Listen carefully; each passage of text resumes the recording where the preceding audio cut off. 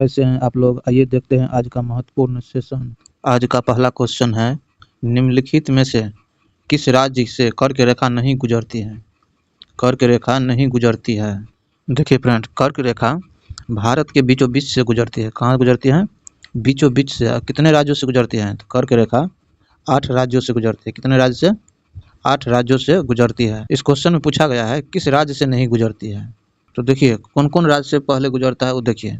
तो गुजरता है पहले गुजरात, फर्स्ट हो गया गुजरात, दूसरा हो गया राजस्थान, तीसरा हो गया मध्य प्रदेश, चौथा हो गया छत्तीसगढ़, पाँचवा हो गया झारखंड, छठा हो गया पश्चिम बंगाल, सातवां हो गया त्रिपुरा, आठवां हो गया मिजोरम। इन 8 राज्यों से होकर कर्क रेखा गुजरती है। और कहाँ से नहीं गुजरती है? तो उड़ीसा से कर्क रेखा नहीं गुजरती है। नेक्स्ट क्वेश्चन देखते हैं, भारत विस्तृत है। तो भारत विस्तृत है किसके किसके बीच विस्तृत है? तो देखिए फ्रेंड, भारत के मुख्य भूमि का विस्तार उत्तर पूर्वी गोलार्ध में, इसमें उत्तर पूर्वी गोलार्ध में 8 डिग्री 4 मिनट उत्तर से 37 डिग्री 6 मिनट उत्तरी अक्षांश तथा 68.7 मिनट से पूर्व से 97.25 मिनट पूर्वी देशांतर के मध्य भारत विस्तृत है। फिर से एक बार सुन लीजिए। देखिए, उत्तरी पूर्वी गोलार्ध में 8 डिग्री 4 मिनट उत्तर से 37 डिग्री 6 मिनट उत्तरी अक्षांश तथा 68 डिग्री 7 मिनट पूर्व से 97 डिग्री 25 मिनट पूर्वी देशांतर के मध्य भारत विस्तृत है। आइए नेक्स्ट क्वेश्चन देखते हैं, निम्नलिखित नगरों में से कौन सा नगर कर्क रेखा के उत्तर में अवस्थित है? कर्क रेखा के उत्तर में अवस्थित है। तो उत्तर में अवस्थित है आइजोल। कौन है? आइजोल उत्तर में अवस्थित है। आइजोल किसका राजधानी है? तो आइजोल मिजोरम का राजधानी है। किसका राजधानी है? मिजोरम का राजधानी है, ध्यान रखना है। नेक्स्ट क्वेश्चन है, भारतीय मानक समय एवं ग्रीनविच माध्य समय में अंतर पाया जाता है कितना डिग्री का? 4 घंटे का, 5 घंटे का, -5 घंटे का, -4 घंटे का। तो भारतीय मानक समय एवं ग्रीनविच का जो अंतर है तो कितने का है? 5.5 घंटा का है। कितने का है? 5.5 घंटा का अंतर है। तो इसका आंसर होगा ई। क्या होगा आंसर? इनमें से कोई नहीं। नेक्स्ट क्वेश्चन देखते हैं, किस पठार पर कर्क रेखा तथा भारतीय मानक समय रेखा एक दूसरे को काटती है? किस पठार पर कर्क रेखा और भारतीय मानक समय एक दूसरे को काटती है? मालवा के पठार पर, बुंदेलखंड के पठार पर, बघेलखंड के पठार पर, उपयुक्त में से कोई नहीं। देखिए फ्रेंड, भारतीय मानक समय कितना डिग्री है? 82.5 डिग्री है। कितना डिग्री है? 82.5 डिग्री है। एक दूसरे को कहाँ पे काटती है? तो बघेलखंड में कर्क रेखा और भारतीय मानक समय एक दूसरे को काटती है। और बघेलखंड कहाँ है? तो ये छत्तीसगढ़ राज्य में है बघेलखंड, जहाँ एक दूसरे को काटती है। नेक्स्ट क्वेश्चन देखते हैं, भारत और चीन के बीच सीमा रेखा को क्या कहा जाता है? मैकमोहन रेखा, रेड क्लिफ रेखा, इंदिरा पॉइंट, डूरंड रेखा। तो भारत और चीन की सीमा रेखा को मैकमोहन रेखा कहते हैं। क्या कहते हैं? मैकमोहन रेखा कहते हैं। और रेड क्लिफ रेखा किस किस देश के बीच में है? तो रेड क्लिफ रेखा भारत और पाकिस्तान के बीच में है। और डूरंड रेखा, तो डूरंड रेखा भारत, पाकिस्तान और अफगानिस्तान के बीच में है। किसके किसके बीच में है डूरंड रेखा?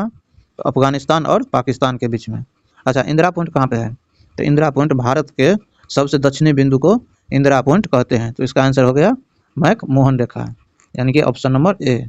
नेक्स्ट क्वेश्चन देखते हैं, म्यांमार के साथ भारत के किन राज्यों की सीमा मिलती है? म्यांमार के साथ भारत के किन राज्यों की सीमा मिलती है, यानी कि कितने राज्यों की सीमा मिलती है? तो म्यांमार के साथ भारत के 3 राज्यों की सीमा मिलती है। कौन कौन राज्य है? अरुणाचल प्रदेश, नागालैंड, मणिपुर और मिजोरम, यानी कि 4 राज्यों का म्यांमार के साथ सीमा साझा करते हैं भारत। नेक्स्ट क्वेश्चन देखते हैं, निम्नलिखित देशों में से किसकी भारत के साथ सबसे अधिक लंबी सीमा है? किस देशों के साथ भारत की सबसे लंबी सीमा है? तो देखिए फ्रेंड, भारत जो है, आपको पता होगा कि भारत 7 देशों से स्थलीय सीमा साझा करता है। कितने देशों से? 7 देशों से स्थलीय सीमा साझा करते हैं। और सबसे लंबा सीमा किसका है? सबसे ज़्यादा लंबा सीमा है बांग्लादेश का। कितना किलोमीटर है? तो किलोमीटर है 4096 किलोमीटर। कितना है? 4096 किलोमीटर। तो इसका आंसर हो गया बांग्लादेश। कौन हो गया? बांग्लादेश। नेक्स्ट क्वेश्चन देखते हैं, निम्नलिखित में से कौन सा जिला धारवाड़ भूस्तरीय रचना वाला नहीं है? तो कौन सा जिला, बिहार के कौन सा जिला धारवाड़ भूस्तरीय सीमा वाला नहीं है?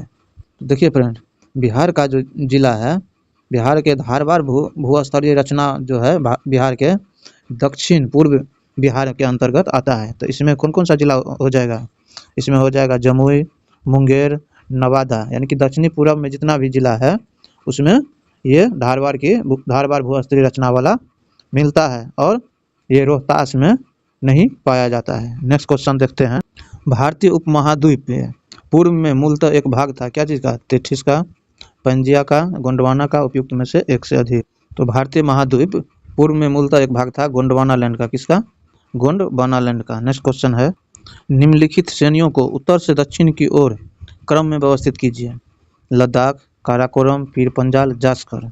तो देखिए फ्रेंड, उत्तर से दक्षिण जो पूछेगा तो इसका एक तो शॉर्टकट हम लोग याद करके रखे हैं, KLZP, यानी कि काराकोरम, लद्दाख, जास्कर और पीर पंजाल। तो इसका आंसर हो जाएगा बी।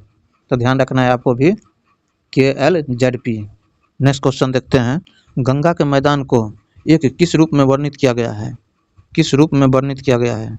तो गंगा के मैदान को जियोसिनक्लाइन नाम के रूप में वर्णित किया गया है। किसमें? जियोसिनक्लाइन के रूप में वर्णित किया गया है। नेक्स्ट क्वेश्चन देखते हैं। हिमालय का पर्वत पदीय प्रदेश है। हिमालय का पर्वत पदीय प्रदेश है ट्रांस हिमालय, बृहत हिमालय, शिवालिक, अरावली।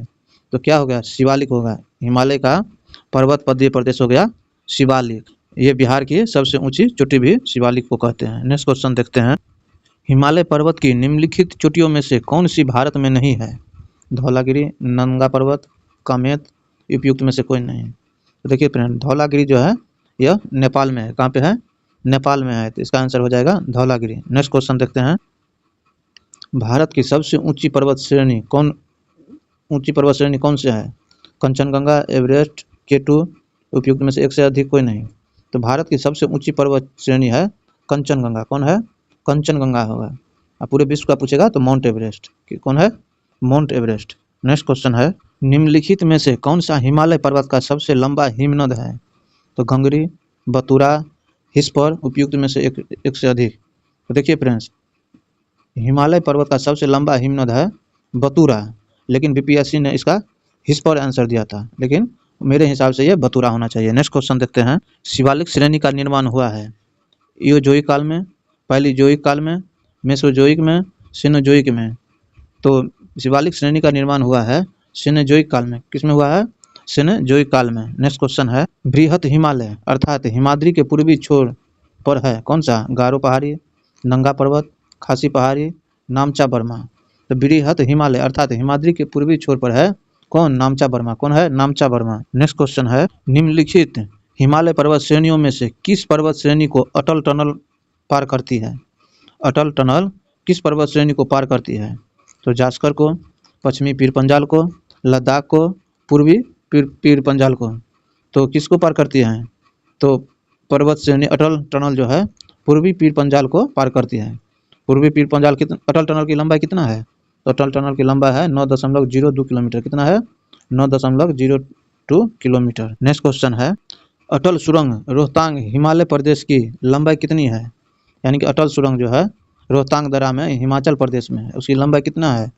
तो उसकी लंबाई है 9.02 किलोमीटर। कितना है?